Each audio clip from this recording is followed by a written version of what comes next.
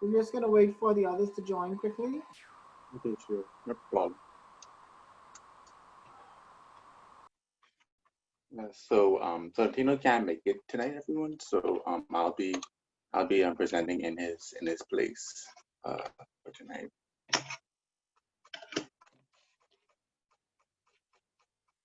And everyone, my name's Ide Thompson. So Tino was supposed to be facilitating tonight's discussion, but he won't be able to. So I'll be taking over for tonight, for this week's. So the topic for tonight really is concerned about these two interconnected things, the idea of internalized homophobia and the idea of heterosexism.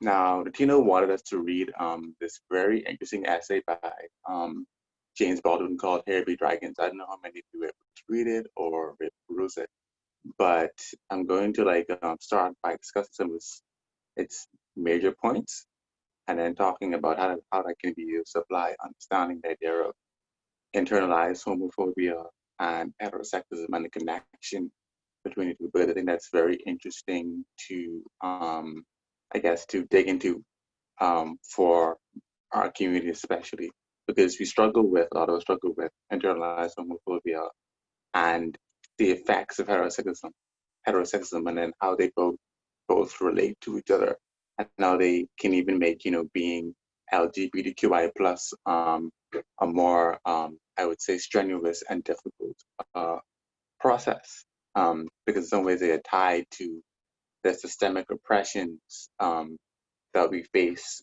as a community, but also individually.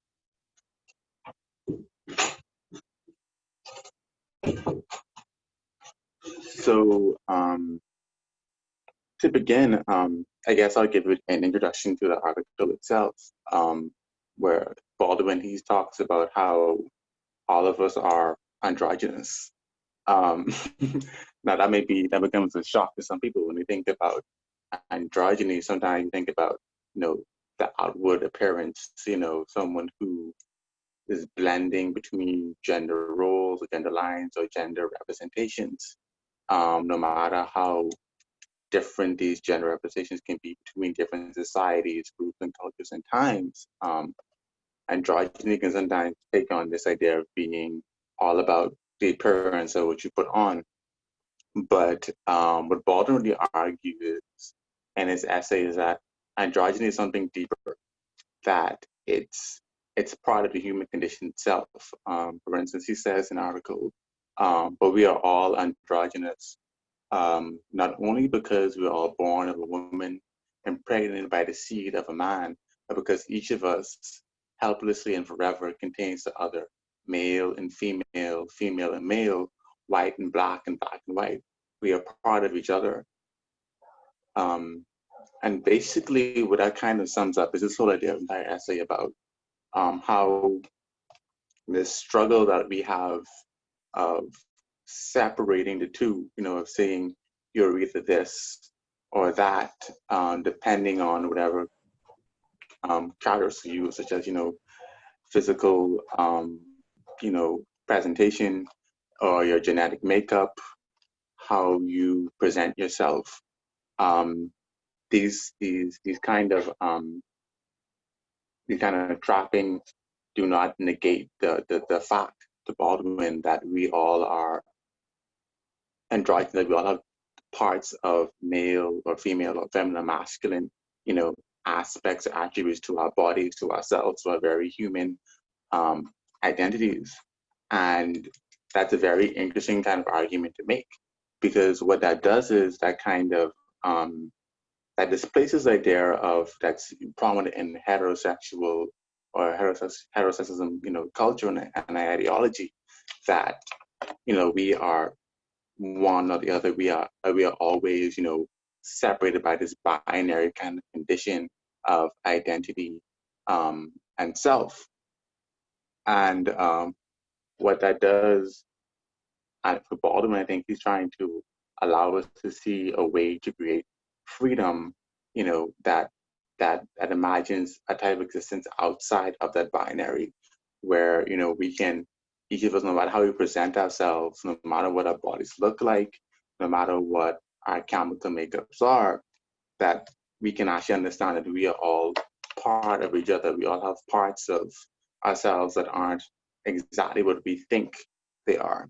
And that's okay. And what really fosters, I think, is this kind of deeper acceptance of what it truly means to be human, about, embracing diversity and, harmony between, things that are some ways considered, different. And I think that is Baldwin's answer to the issues of internalized homophobia and to the broad issue of heterosexism that this internalized homophobia springs from. Because when you think about it, when you think about it in a local context, a lot of us grew up in Christian or religious households, and we hear, from the beginning, God created man and woman, he created them for each other. A man's supposed to leave his family, cleave to his wife, become one flesh. And these kind of ideas of all about, your ability to biologically produce, becoming your central, your central identity. That becomes the heart of who you are as a person and your identity. And and the issues that create for people who, exist out of that very rigid kind of construction of society, history, and human identity. And I think that is where the internalized homophobia begins. It begins from these very, heterosexist ideas of what it means to be a person, what it means to, have a body that looks a particular kind of way. And we know from research that many people, in the world exist, outside of these quote unquote binary oppositions of masculine, feminine, male, or female. And, you have people who are intersex who, they can be born a variety of different ways. And they have to navigate, this kind of world, this ideology that doesn't accept them, that tells them you need to be this or that to be a contributing member of society. And that is not true. Alexis, you want to say something? No, okay.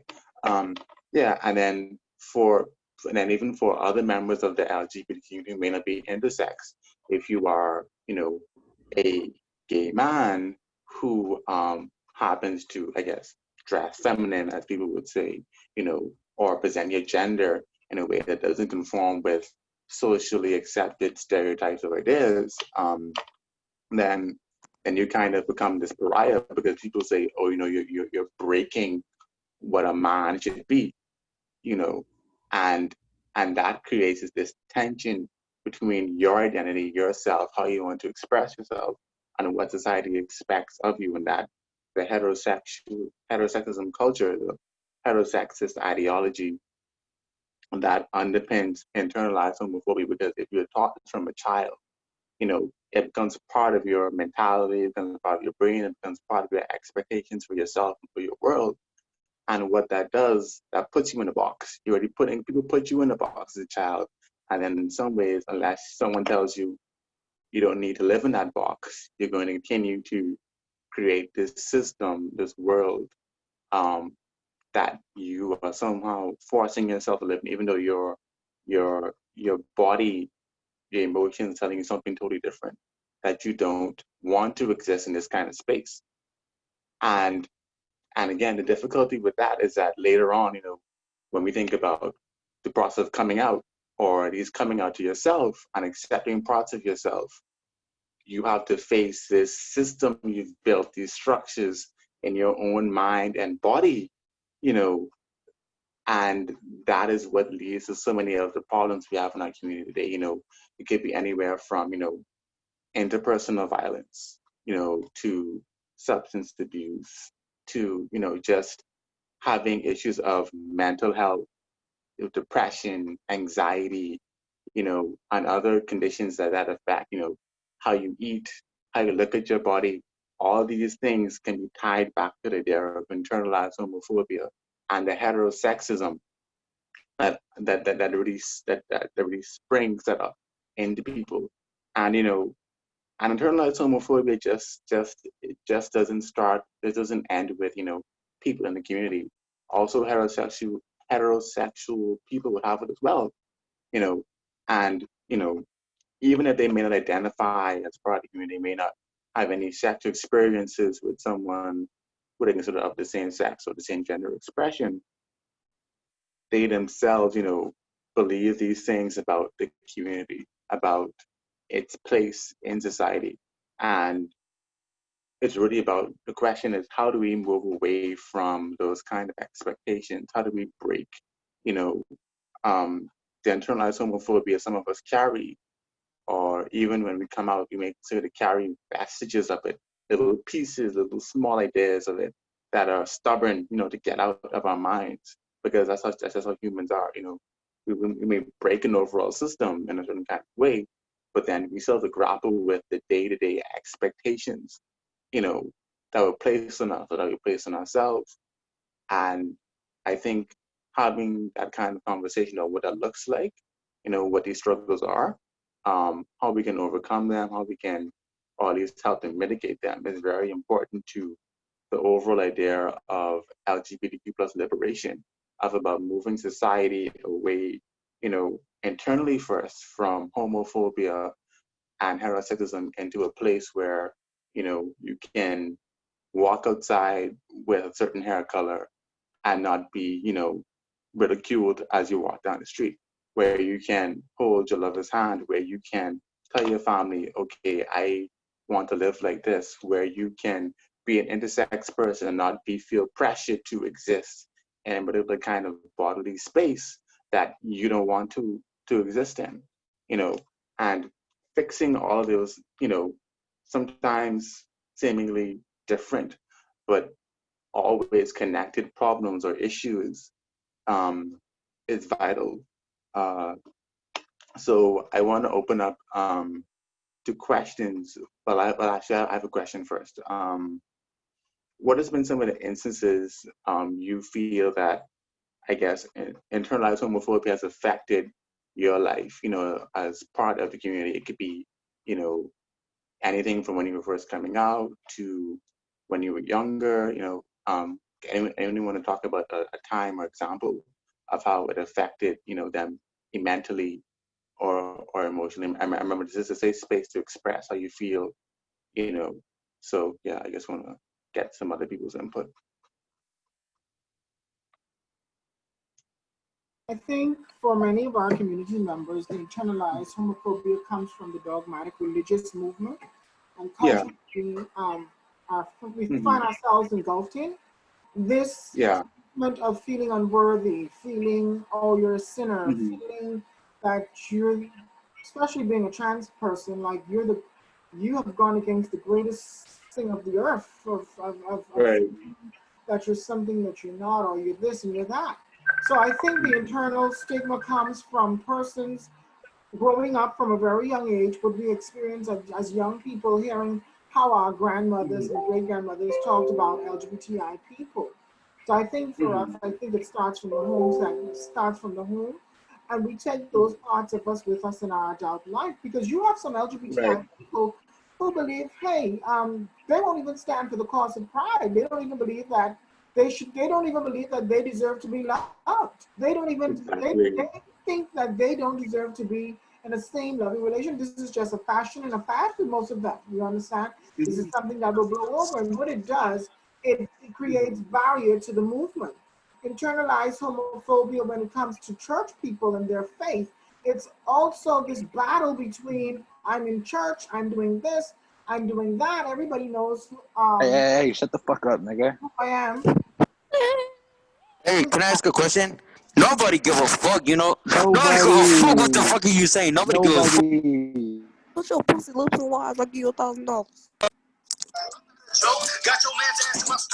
I like to suck Bro, penis. this is a roll. Hey, who like to suck penis? Raise your hand if you like to Kings be suck slang. penis. Me. Monitor the room for me, please. Yeah, nigga. Gang shit, boy. Yeah. So internalized homophobia like that's internalized homophobia. You Yeah, know, exactly. I mean, this is the that perfect Yeah. definition of it. they Yeah, Yeah. yeah, yeah. right in time. That was the Gang shit. perfect example Damn, boy, Gang look shit. at your of teeth. homophobia. Alexis, Exactly. Alexis, pop a DeMarco, titty. Yeah. let's let the admin block them, man. Kick them out. Who's admin in the event? William's doing it now. All right. And shut the fuck up before I knock the hell out of you, you motherfucker. Hey, shut the fuck up and now I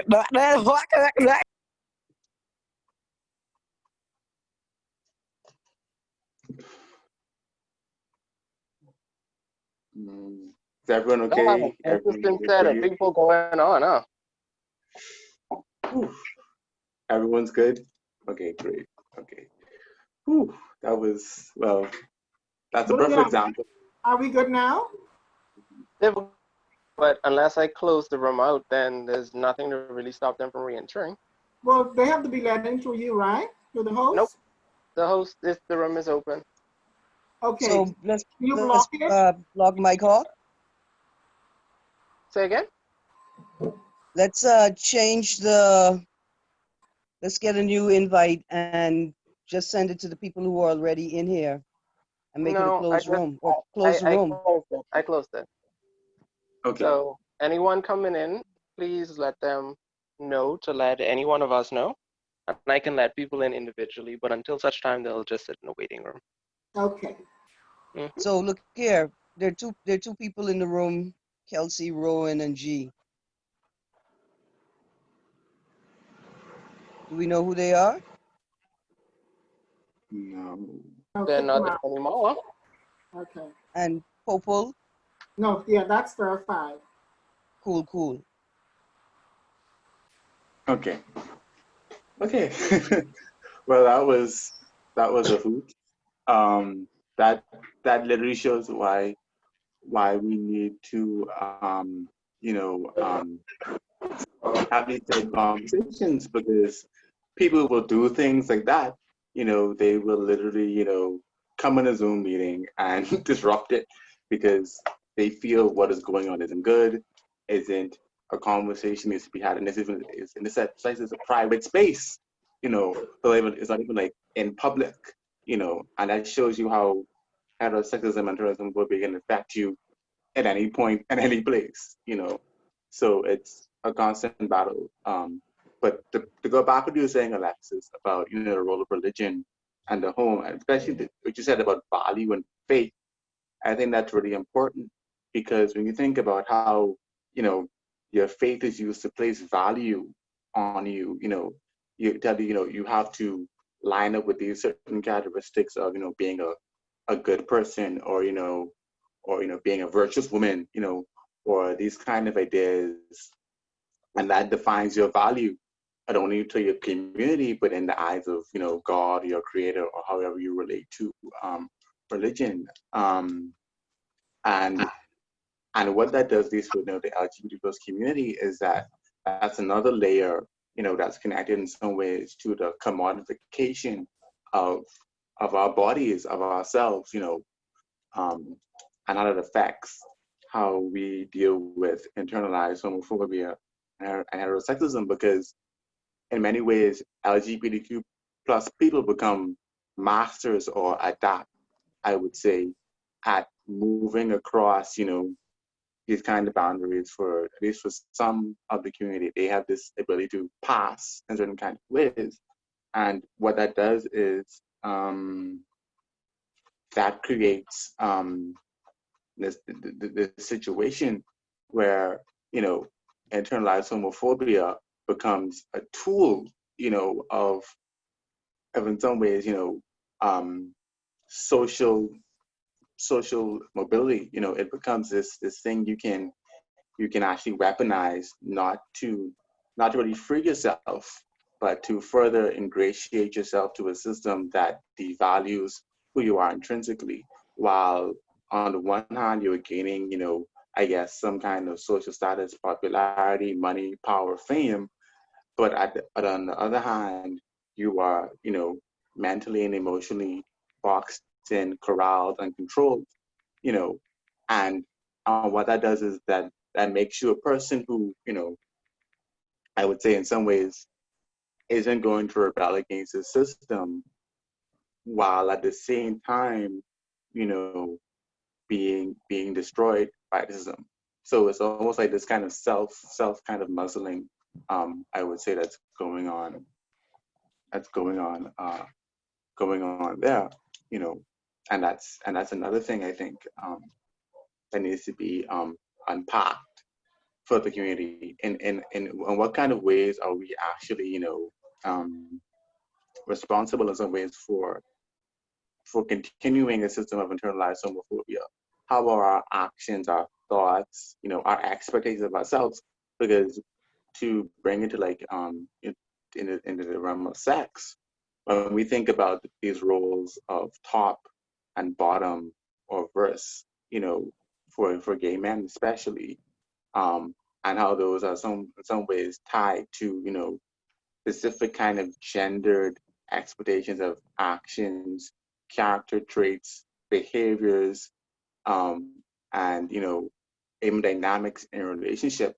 How do these ideas of internalized homophobia and heterosexism, how were they controlling our lives and actually limiting us from living, you know, authentically and more truthfully about who we really are as who we really are as people and persons with diverse and distinct, you know, characteristics, you know. And I think that's something we don't like to talk about. We don't like to talk about, okay, why do we expect, you know, someone who's supposed to be a top to be, you know, like a rough and tough kind of person? Why do we expect, you know, people who butch lesbians to act a certain kind of way, you know, and in what kind of ways are we exhibiting the same characteristics of heterosexual culture that is in many ways, you know, toxic, you know, personally and also socially for us as a community and as a people, you know, in the LGBTQI plus community. So anyone wants to, I guess, comment on that? The idea that we in some ways, you know, help to, you know, enforce this internalized homophobia and heterosexism in the community itself.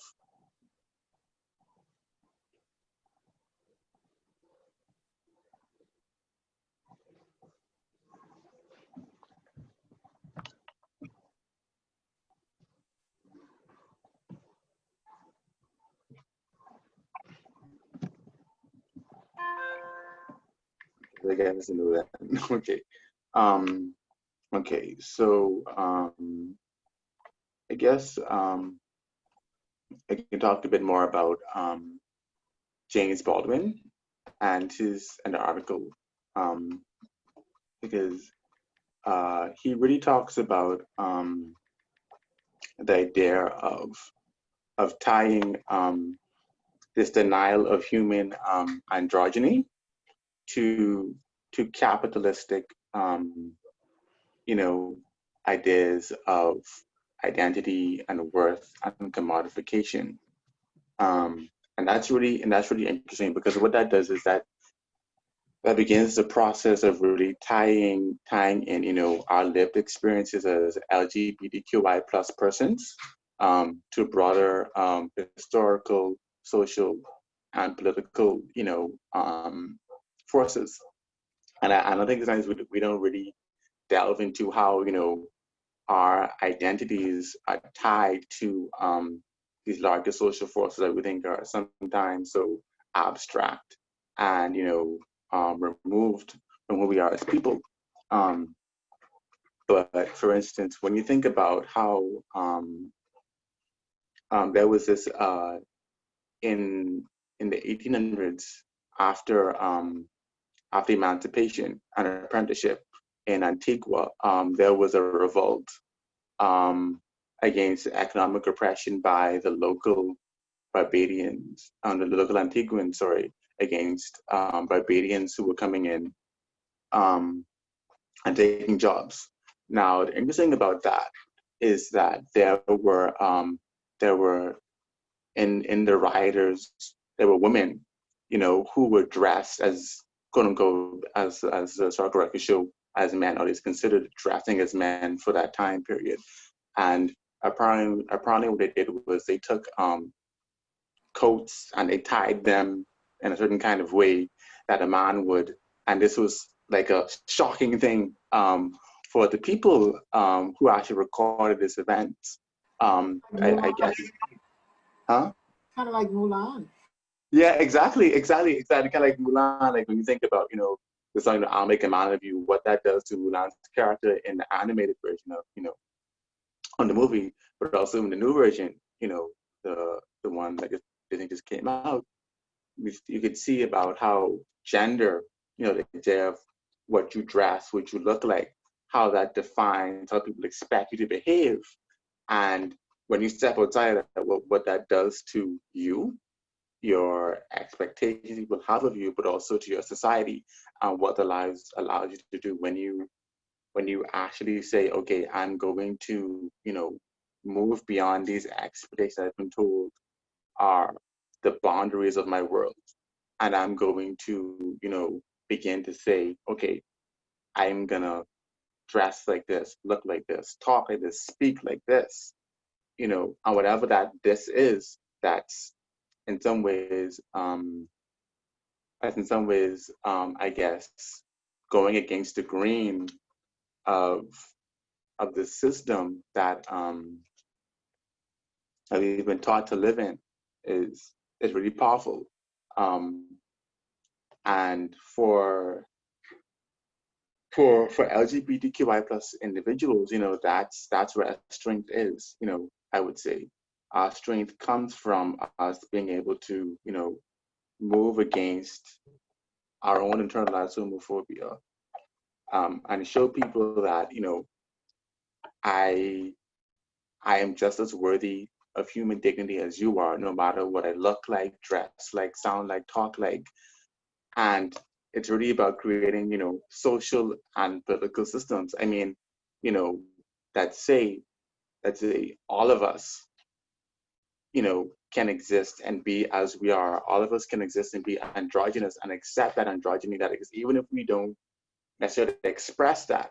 Being aware of that internalized androgyny, as Jane Baldwin, argues, is vital to, freeing the world from binary constructions that say you are either this or either that there's in between, and the thing is that we all know that many times we exist in, the uncertainty, I like to call it, in this gray space in between, like no one is either totally good or bad, no one is totally, right all the time or wrong all the time. We all have this very diverse, interesting mix, and it's the lie, I guess, of heterosexism that humans have, existed in these, stringent categories of identity, and time and place, and that we don't have these inherent, qualities, that move across. And that's really what combating, in my mind, internalized homophobia does. It begins to free us, from our expectations that we have on ourselves, sometimes the limits that we have on ourselves, that we have on identities, and that can make us much more happier, pleasant, well-rounded, loving individuals, not only for, our personal relations, not only for our personal relationships, but also for our wider communities. Like, imagine if you're able to actually, dress however you want, and be comfortable in that, going outside, going to work, going to whatever community events you want to, going to the bank, going to the food store. Imagine what that does to people. Imagine what it does to you Imagine what does the lack of anxiety, lack of shame, lack of guilt, fear. When these things begin to mitigate or begin to be mitigated, what is left? Anyone want to take a guess? What is left when fear, shame, and guilt are gone?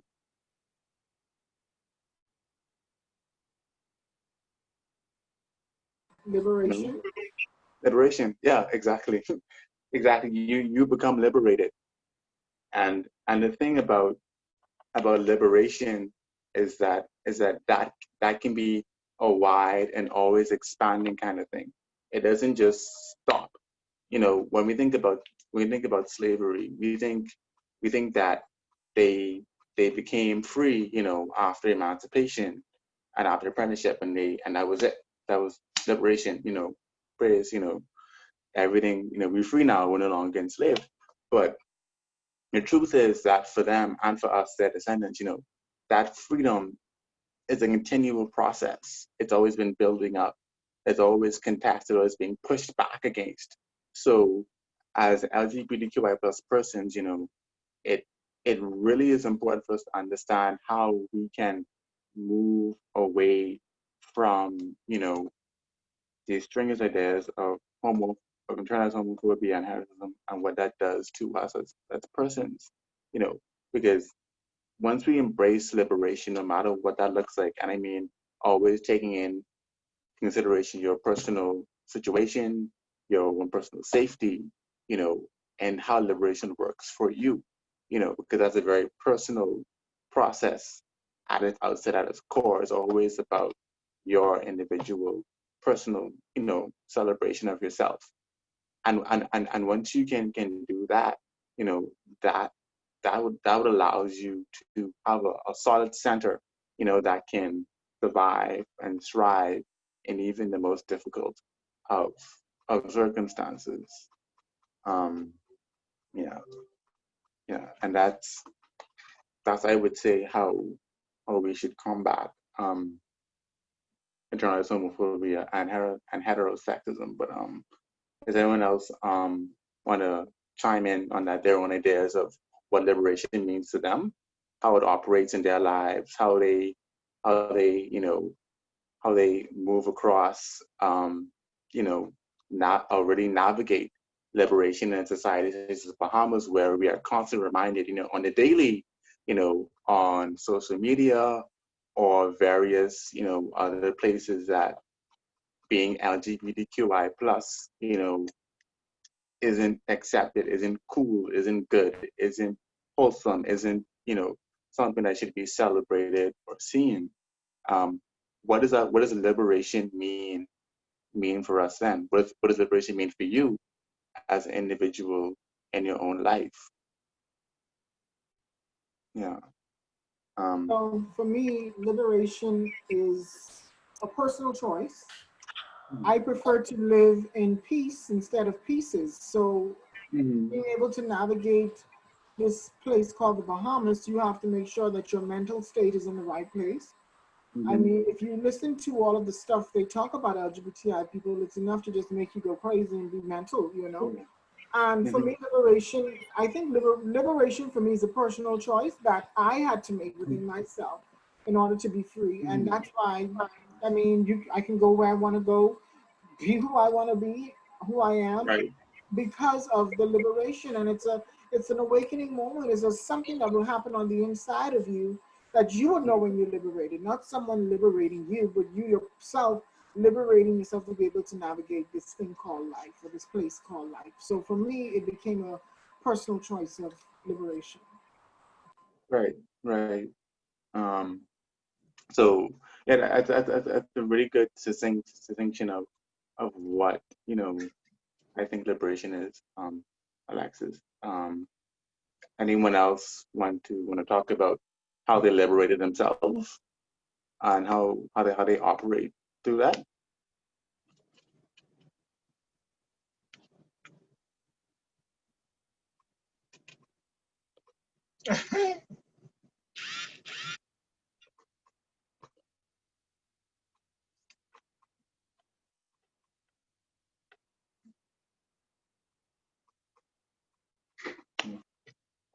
Okay. Yeah. Well, I think talking about liberation, you know, in my own life, it was a process for me as well. Because I guess I first really came when I was 17 to myself internally. And Erin, you have a question? Well, no, I was going to respond to Okay, the okay, go ahead. prior question, but continue talking. I can wait till you finish. Well, I mean, it's just gonna be a personality. You can go ahead. All right, I was going to say, Mm-hmm. I don't know. For me, I don't even know if it was a question of Mm-hmm. fair, but wearing a tie was very liberating, right? Like Mm-hmm. it was a political statement, Yeah. and it was very liberating with the locks, without the locks, Mm-hmm. and it had political meaning for me as well, right? Mm-hmm. As a sort of personal expression, why? But the two are intertwined, and Exactly. for a long time there was this bus driver who Mm-hmm. wouldn't pick me up, you know. Mm-hmm. He would pass me on the road. And I think one day another bus driver picked me up. And when I said bus stop, he didn't want to stop the bus. He didn't stop the bus, right? So I show him, I say, like, boss, you gonna turn through East Street North, you gonna drive right past the police. What you think will happen? Right? So Mm-hmm. somebody got off the bus and I got off the bus. And I went to the Mm-hmm. police to report him at Central, and I told the police, like, look, this place comes through my neighborhood every single weekday. I could do him right in if he keep freaking out, you know? And it came Mm-hmm. back to that other bus driver who wouldn't pick me up. You know, that I went and I told the police, like, if y'all don't do something about this, I could do something about this, you know? And then he promised, you know, then he picked me up. The other bus driver, he didn't have a problem picking me up after that. But it was all about the tie. Right. It was all about Mm-hmm. what wearing that tie meant to them, right? But you know, and for me, Right. I was very aware of that, like the power of it, um, and so it was frightening, but it was also liberating, right? Uh, Mm-hmm. to feel comfortable enough to do that and to you know to sort of sink into a masculine sort of presenting feeling vibe, um, Mm-hmm. and having the tie. And yeah, so for me, that's my one of my experiences. Yeah, and I think that thank you for sharing. I think that really encapsulate, the importance of self-liberation and what it looks like for you, because that allows you as an individual, to feel more at home in yourself, in your body, in your space, but it lets other people know, I will not be bullied, I will not be, silenced by, these forces that exist, the heterosexism that exists, the internalized homophobia that exists in you and in me. I will not be silenced by this anymore. I will break this. And I want you to begin to do it. I think that, that self-love, Maya Angelou says, love liberates. And what self-love does, it liberates you and liberates other people to begin to love themselves. And that process, and then sometimes we can't see those connections. We can't see how us just walking down the street, does something so vital for someone else. And that's really the beauty of sometimes these very, seemingly innocuous actions in very simple, tiny things, wearing a tie, you know, changing something that you were afraid to change about yourself. What that does for other people, what that begins to shift in the world, you know, and that's really, really, really, really important. Yeah. Um, Anyone else want to comment on that? You know, how they feel about, self-liberation, self-love, and how those connect to, breaking internalized homophobia and heterosexism.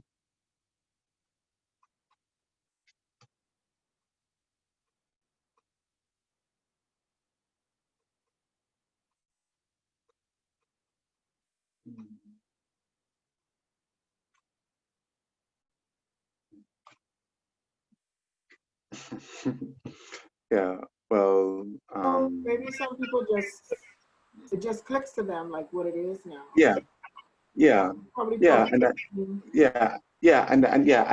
and that's fine too. I mean, you don't need to have all the answers all at once. Sometimes it takes a time to figure out, okay, what does this look like for me? What is this liberation, this self-love? What does it mean for me? And sometimes you don't have all the answers all at once. I mean, I certainly didn't. I mean, Yeah. when I came out to myself at 17, and I moved through a process of years of being, openly saying, oh, I'm gay.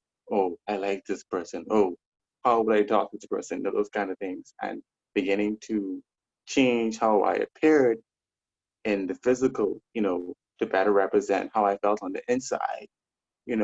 That's not something you just magic that falls out of the sky and it's there in front of you complete. You have to do the work of building that for yourself, because, the thing about the human, condition is that we're always changing. We're always manipulating or building ourselves, and so it's a personal responsibility and a personal love, of yourself that you'll be willing to embrace no matter what that looks like. And that can be very difficult to do. It's not all sunshine and rainbows and good days.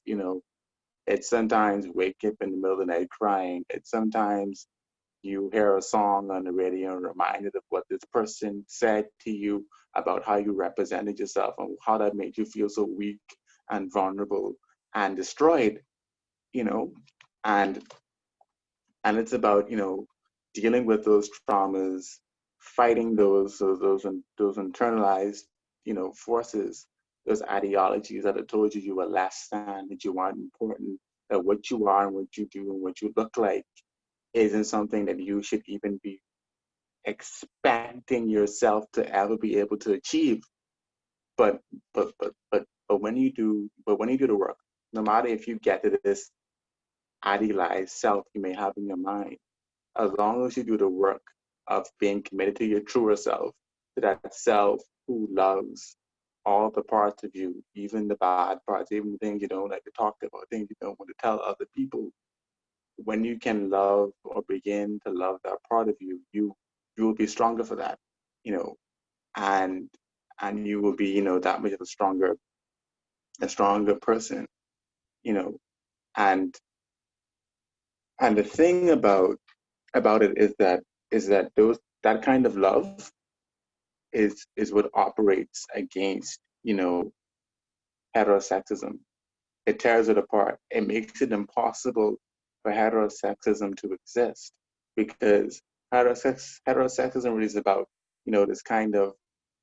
this very kind of small kind of love. I think about Dr. Seuss's How the Grinch Stole Christmas, and when at the end, when his heart grows 3 sizes, what does that mean for him as a person? How much of a bigger, stronger person he's able to lift the slave from the edge of the mountains and fall, because how much love he is allowed to, just expand his heart, expand what he can see of the world. He understands the importance of community, after his heart grows 3 sizes, after he begins to accept himself as he is, and that's really beautiful. And I think that's what the LGBTQI plus community really needs, this acceptance. This acceptance. Hi, can you mute your mic? Okay, yeah. So like I was saying, like it's really about community acceptance, and I think that's what we need in the LGBTQI plus community. This, it's not all that we all need to be visible in the same way, that we all need to be doing the same type of work, because that's not true. And that's not how we operate as people, as a community. We all have our talents, our diverse, approaches to things that we can use to actually help everyone else. But it's all about saying, okay, how are we going to come together and use our skill sets as a community? How are we going to liberate ourselves, love ourselves first, grow our connections, our ties to each other, see each other as human beings, in the community, because sometimes we can be just as violent and vicious to each other, as the outside world is as well. And we need to deal with that process, because if we can treat ourselves like we love each other, like we love ourselves, then we won't go online and say certain things about people or expose people or do this or do that damages that in the short term may seem like it's only damaging that one person, for whatever reason why you're doing that. But it's also damaging you, and it's damaging your community, and it's about, taking, I would say, personal, and communal responsibility for how we love each other, and making sure we love each other more holistically, and that we create spaces of acceptance, and by acceptance what I mean is we create this kind of this culture that isn't tied to just meeting at parties, or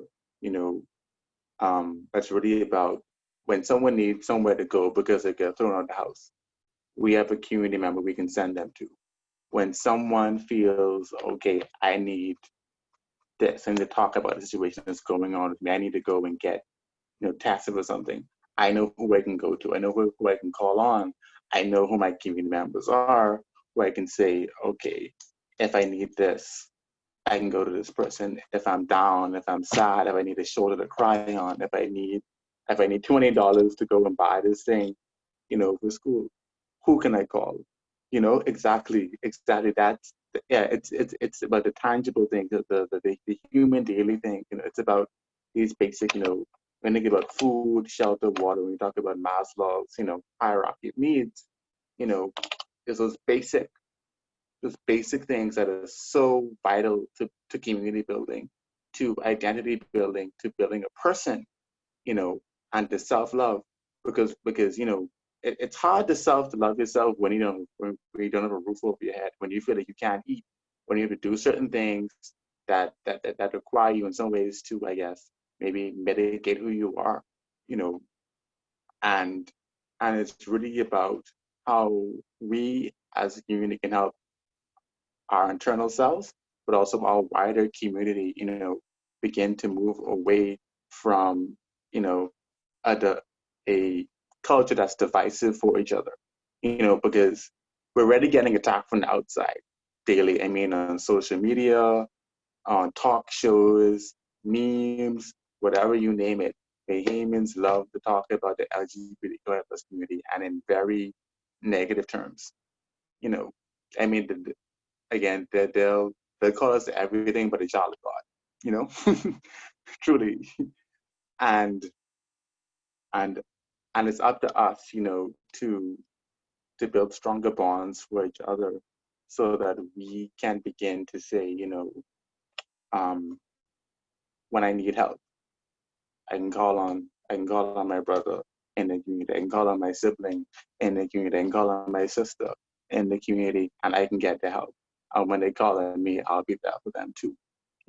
And what that does is that moves us away from this idea that we're fractured, that we're broken, that we can come together. And I think that's the key to battling, internalized homophobia and heterosexism, because those two interconnected things that we all tend to have. We tend to be in the structure of heterosexism that tells us we have to be this particular kind of way to be accepted, and then we internalize that in ourselves. So you have to battle. You do this kind of dual battle on the inside and the outside, of ourselves. and in our communities. Yeah. So I guess a question I really want to know. Does anyone have an idea of how they, like, what do you think is the most important thing for building the community now? Like, from in your own personal life. Being a nigger. Being a fucking nigger.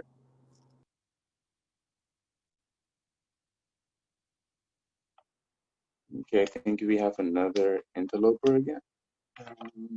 Has been taken care of? Yes. Okay. Okay, good. Okay. Yeah. So anyone wants to I guess answer that question? Like, what do you think can be one way that you can personally I guess help to add to the liberation in the community that you are already doing?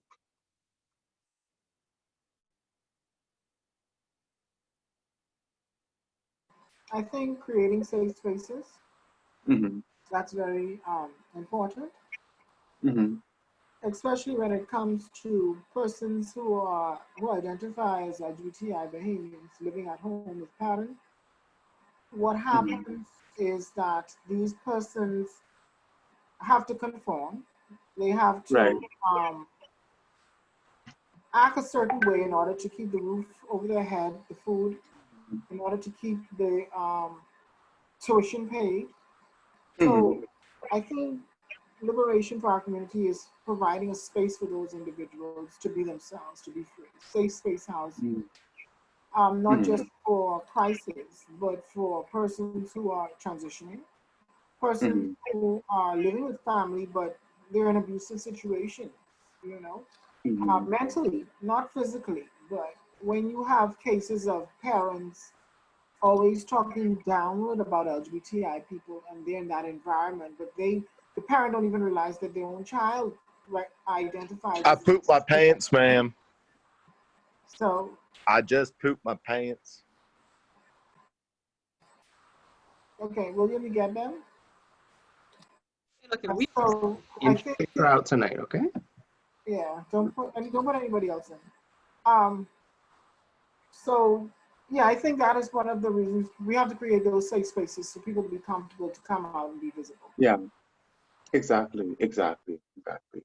You know, and that's like when you think about like in other countries, they have community centers, you know, centered around like their university campuses that cater specifically to, you know, LGBTQI plus, you know, people and persons and students, and it become, you know, not just for, you know, students and faculty and staff, but also for the wider community. And I think, you know, out of Pride 2020, if, you know, because UB already has in its statute, you know, clause that says, you know, LGBTQI persons must be respected in access to university facilities, systems, and, you know, and amenities. So I think if we can get, you know, faculty, staff, and admin, you know, to see the importance of saying, okay, we need an LGBTQI plus office or community center or something of that sort that says, okay, if you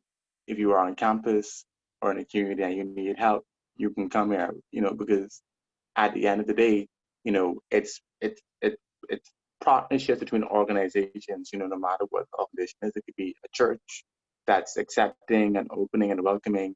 It can be, you know, a NGO. It can be, you know, even a private university like UB that, you know, they can say, okay, the government may not have this, may not feel this is the right kind of stance to take, but we can take this with the support of the community and with other people. We can make this happen.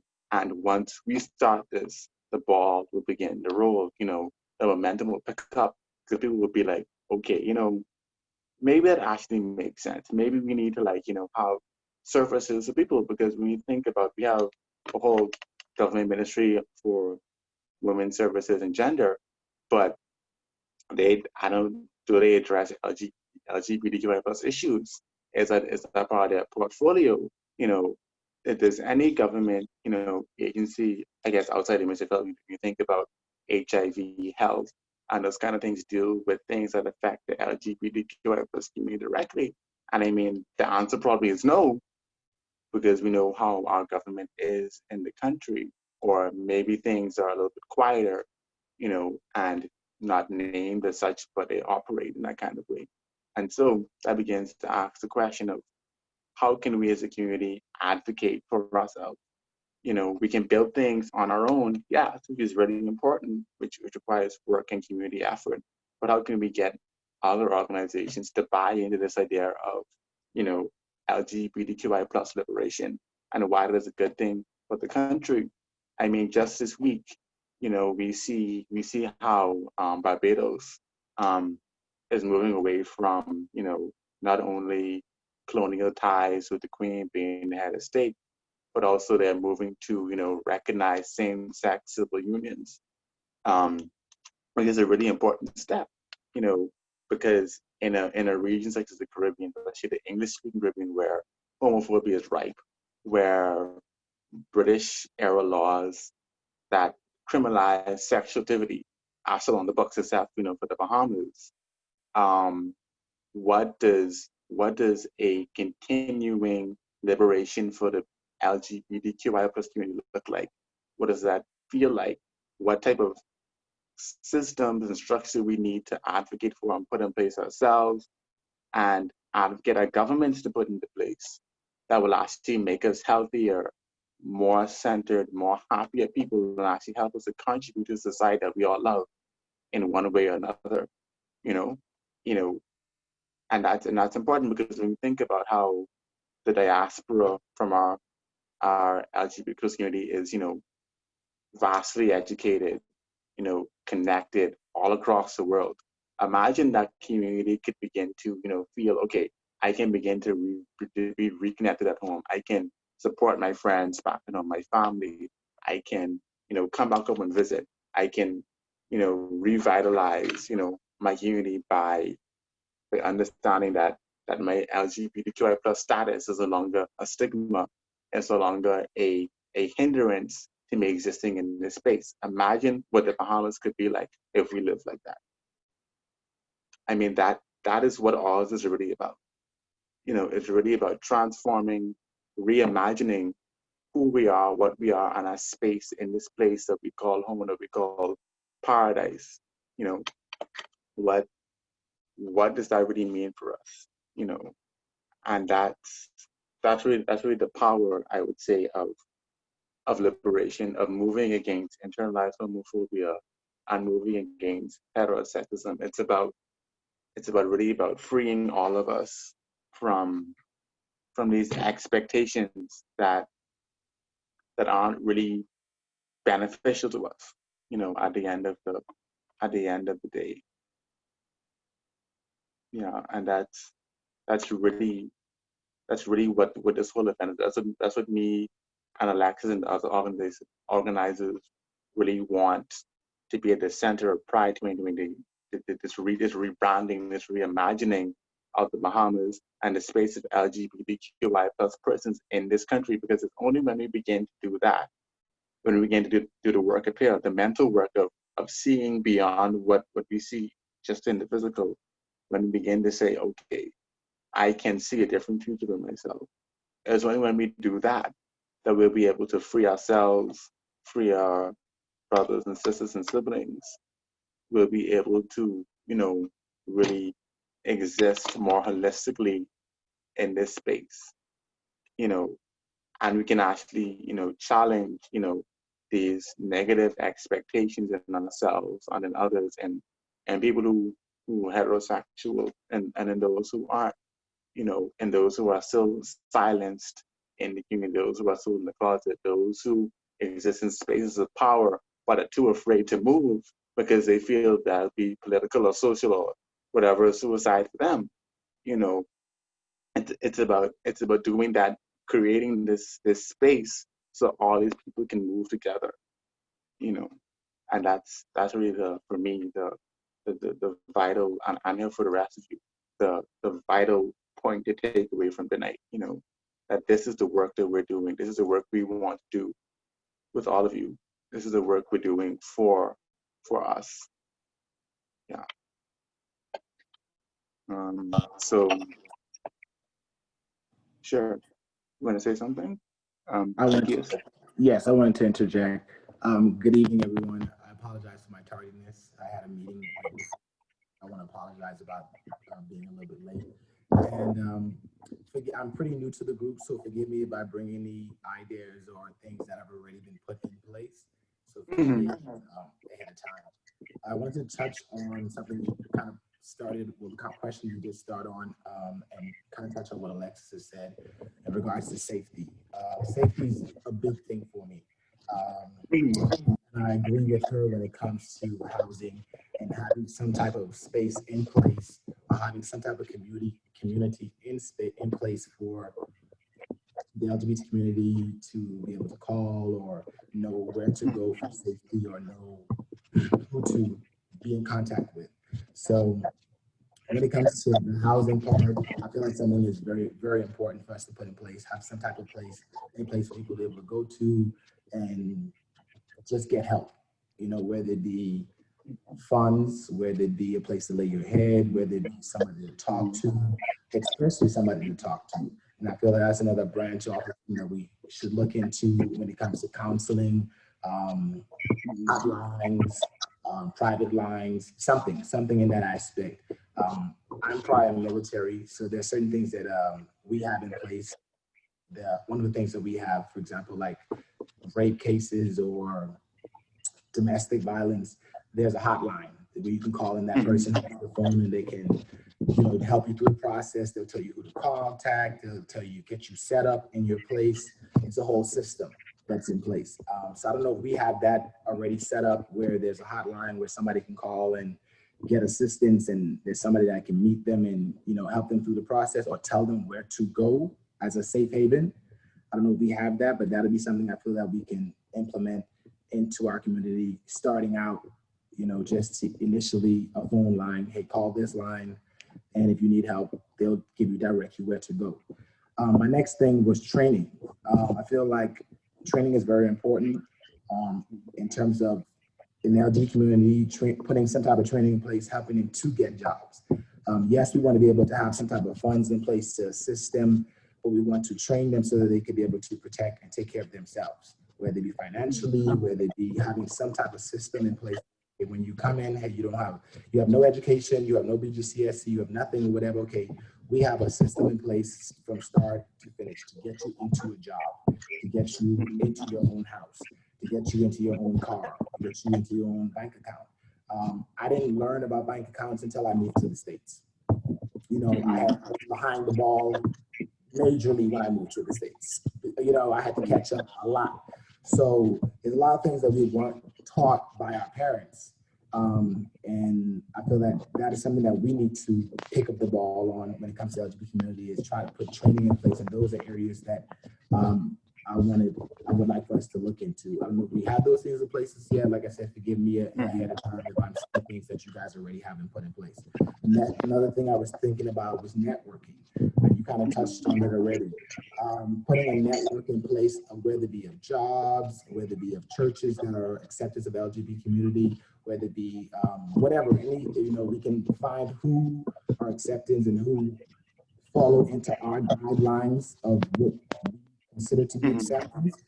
We don't want to send somebody someplace and they're being, treated terribly. So they have to fall into our guidelines, and we have to have somebody that will go in and make sure things are being done, just like how they would do for domestic violence, just like they would do for females that are being abused. Is the same way with our community.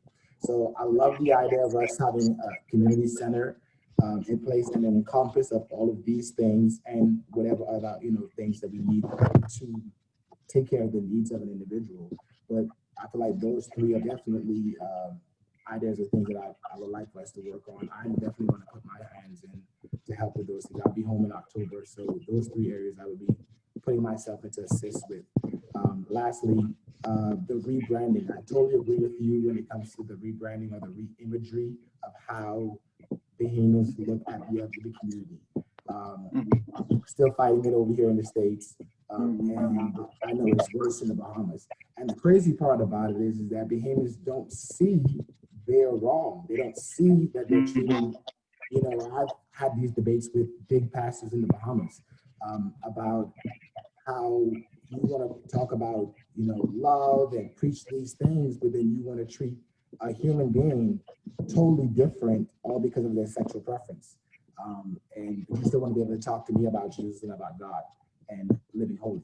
So the rebranding of with the imagery of what they look at or how they see us have to be changed. And so I'm definitely applaud you guys and applaud Alexus when it comes to Pride in terms of training, because I know that's something that she's been pushing and you guys been pushing when it comes to the rebranding. So I definitely want to applaud you guys on that. And I'm here to assist. That's my input. Thank you. Thank you. Yeah, thank you, Zacchaeus. Really excellent points. You know, about they have a hotline, training centers, networking. You know, using the resources, you know, of the community to build the community. You know, and when you think about, you know, the experiences of, you know, of our ancestors, you know, formerly enslaved, we think about how they built their communities, how Black-owned, you know, businesses and communities help grow each other. You know, we think about the practice of ASU that allowed, you know, women to be, you know, centers of commerce, you know, and economics and communities, and how that helped someone, people to build their houses, to send their children to school, and, you know, is these quote unquote informal systems that were, you know, shunned by, you know, the wider society, or seen as, you know, backward, unnecessary, were so powerful and vital to creating communal and personal freedom for people. And that's what we need in our community in the Bahamas, you know, in the diaspora.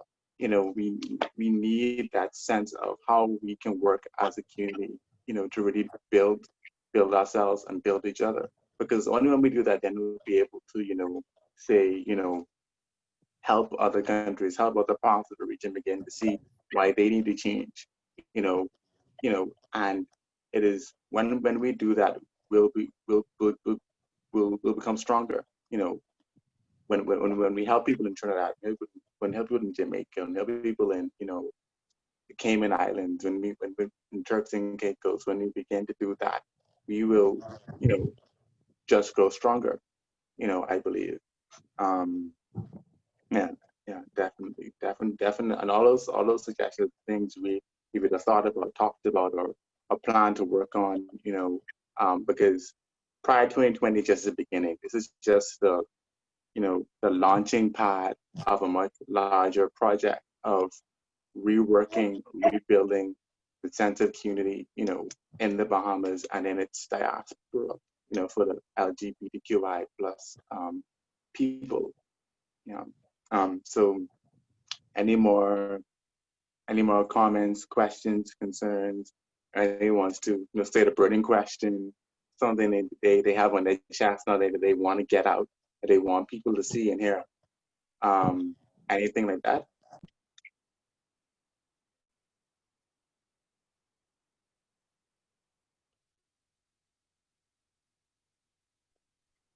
You know, when we talk about heterosexism, Yeah, I think it's obvious that the ruling social classes, right, have created a contract. Like, you know, if you just conform, like if you just make it as you know, easy as possible to forget that you're gay,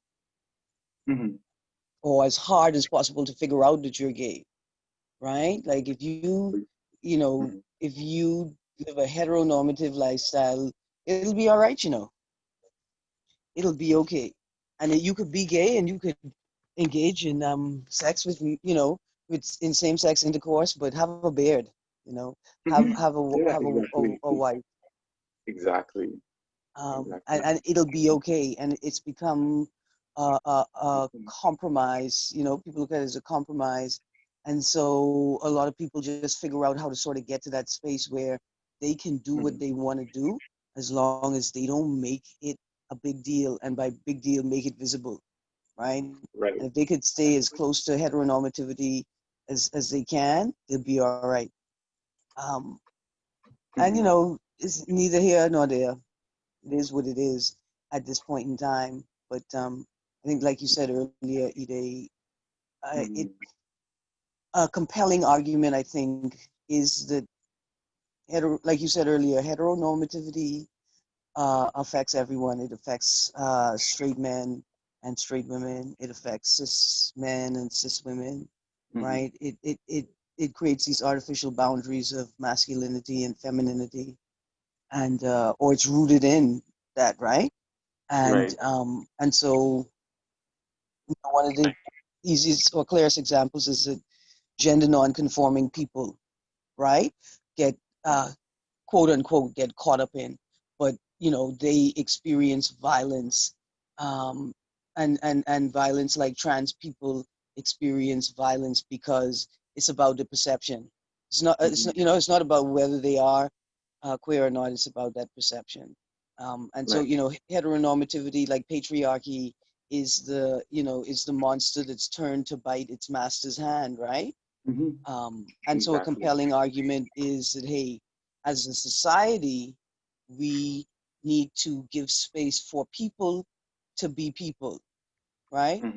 And let's give space for men to be nurturing fathers, right?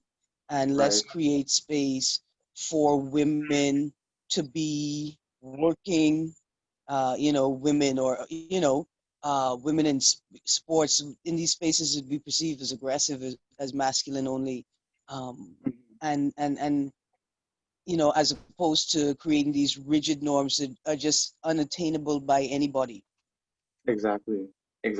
And see, you really hit it on the head when you talk about this, the unattainability of these ideals, because as I did, they are ideals that cannot be, that are not achievable, and especially when you're able to keep moving that goalpost of what is enough,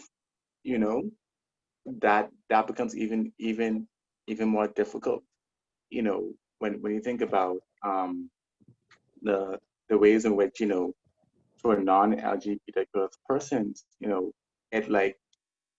they're always trying to catch up. Like when you think about men, um, cis men, they're always in some ways they feel that they need to be more masculine in a kind of way, and that becomes this kind of like deep-seated need or desire that can lead to violence, to proving themselves, because I can't be a punk, I can't be this, because otherwise people can treat me bad, and then when you allow them to think about, okay, I can be quote unquote a cis man and like to get an education, I can enjoy math, I can enjoy literature,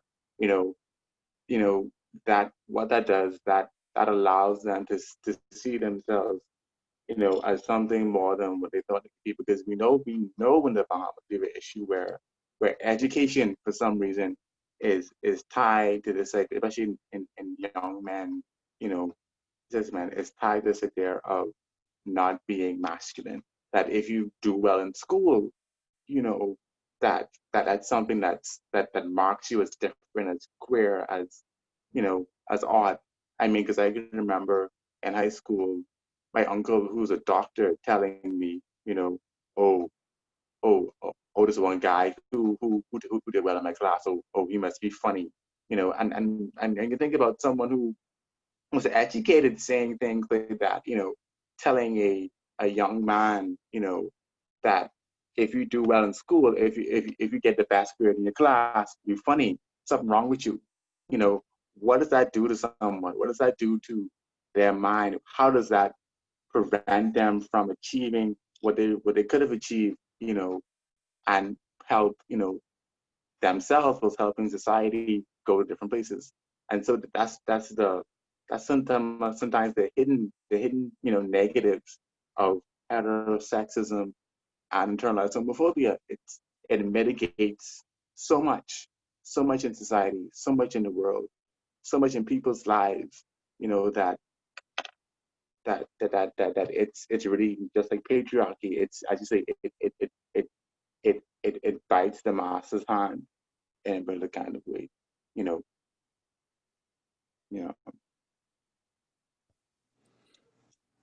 Other touching, and it goes back to freedom, and it really is freeing of your mind, because if you're in that box, regardless of whether it be, oh, I can't be smart, or I can't, do this or do that, you're trapped in that box, and that what leads to the domestic violence. That's what leads to the violence being an issue. And I like that saying she said about what was said, I can't remember who said it, but in regards to biting the master's hand, is that trap of mind that goes back, whether it be, okay, well, I have to act straight and be married to a female, to make it in society. So yeah, I'm making it in society, but I'm battling inside.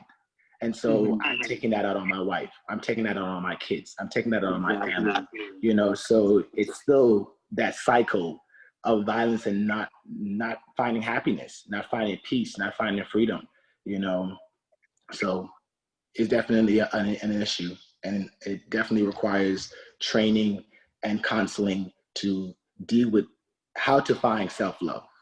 I'm married.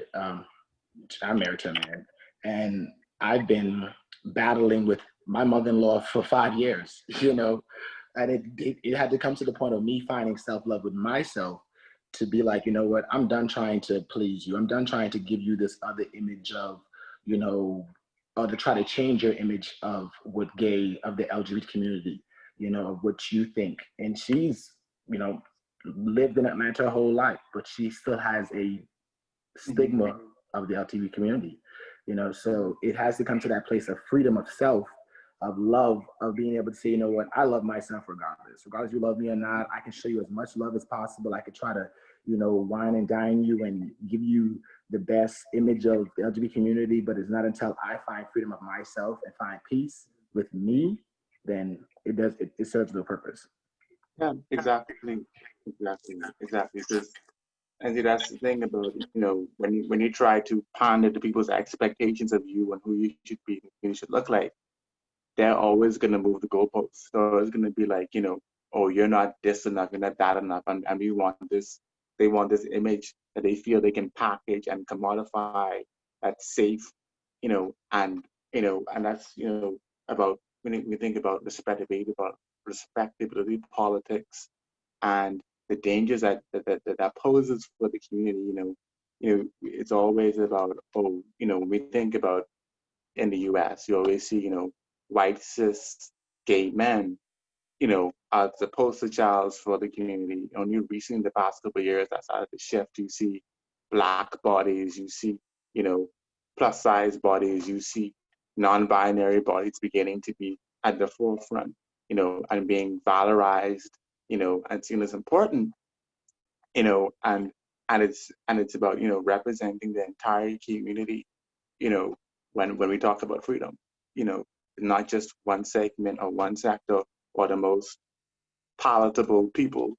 They're the ones who get to enjoy the fruits of all this labor and work, and and freedom making that we're doing here, and in the Bahamas, we have those conversations as well about around privilege in the community and what that looks like, about how we can, begin to talk about how we can, fix some of the issues around that, how we can, decouple ourselves, or our minds, away from these expectations of what we think LGBTQI plus should look like, about what a safe or a good, quote unquote, LGBTQI plus person looks, acts, and sounds like. It's about breaking those ideas down, and really removing them and moving in a different, more inclusive direction.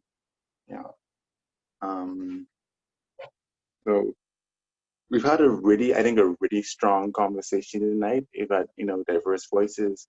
We've got a lot of information, despite the challenges that we had, and that speaks to our resilience, our desire to really be here and be in this moment and actually build not only ourselves up, but to build the community up as well, which is the work that this whole Pride 2020 is all about. So if no one has any other, questions, concerns, or queries, we've been there for like an hour and a half or so. So we got a really good conversation. So I think we can probably call it an end here until next week, which is going to be I think Tino should be back, so he'll be able to lead that night's discussion next week, Thursday at 8, because we've been there for the past few weeks having discussions about different topics. We started with decolonization, we talked about visibility. Tonight we're talking about internalized homophobia and heterosexism, and next week we'll have a different topic, and it's just about sensitizing the community to what Pride 2020 really is about. It's about education and awareness, about learning about the community itself, what our needs are, what we want, where we can go, where we want to go, where we've been. Because once you get all that kind of information together and you can, synthesize that and come up with new ideas and new perspectives, that's what we need, to move forward for the, the 21st century, as we move forward, beyond 2020. What does Pride look like? And that's really what we're seeking to answer, and moving that in a more positive direction. So before we close it, I just want to say thank you for everyone who came. Thank you for everyone who stayed. Thank you for your input. Thank you, Zacchaeus. Thank you, Alex. Thank you, Erin. Thank you, Tori. Thank you, William, for always being a technical person. Yeah, thank you for all that, because without you guys, this would not exist. Without the community, this would not be here. Thank you for taking your time out. I mean, I know it's late.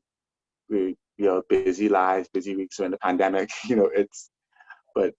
But this is something that's really important for us, as a collective.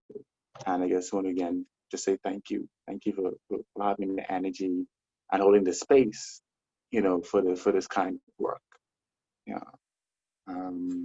Thank you. Yeah. Yeah. For your session. I think everybody now has some understanding of our topic, and I think for them it's now recognizing when they see internalized homophobia, or when they feel that they're internalizing homophobia, even transphobia. So I think we got a very, like you said, a very rich discussion from today's topic. Before we go, I just want everybody to remember the Pride pages, share the social media pages. We try to update a speaker once a week. The full agenda will be posted. We have already put up the topics from Monday to Friday. We do have a tree of remembrance. That tree of remembrance is to remember anybody that we've lost in the community due to violence, sickness, illness, any type of death or anything. You can put their names to a card that will be placed on the tree of remembrance, and that will, you will send those names to pridebahamas@gmail.com, and our team will make sure that the names are placed on the tree of remembrance. Other than that, I think how much days? Can somebody give me the countdown? We start on the 5th of October. How much more days to Pride? I can figure out. Are we shy of what? 15 to 18?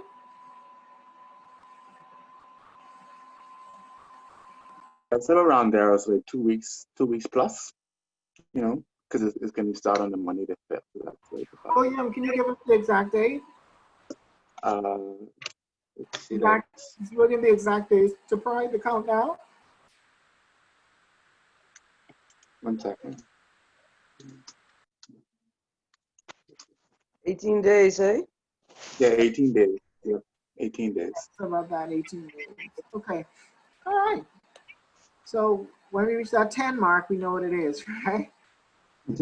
10, 9, 8, 7, 6. But once again, thank you everybody for making this a reality for most of our community members, especially grassroots persons who never experienced Pride, or who feels that Pride would have never happened in the country, which had happened before. But getting them involved and knowing their rights and knowing who they are as citizens first, I think this is very momentous for us to know that we have a space and a place. So there's no more excuse. Oh, we don't know. We don't know. So now we know. So let's try to better our lives and better our community lives through sharing the information that we have. All right. I'm not going to keep you. It's now, for the record, 9:30 p.m. Thank you for everybody that attended Pride. Our topic tonight, leading up to Pride. See you next week, Thursday. We'll keep you posted. Good night.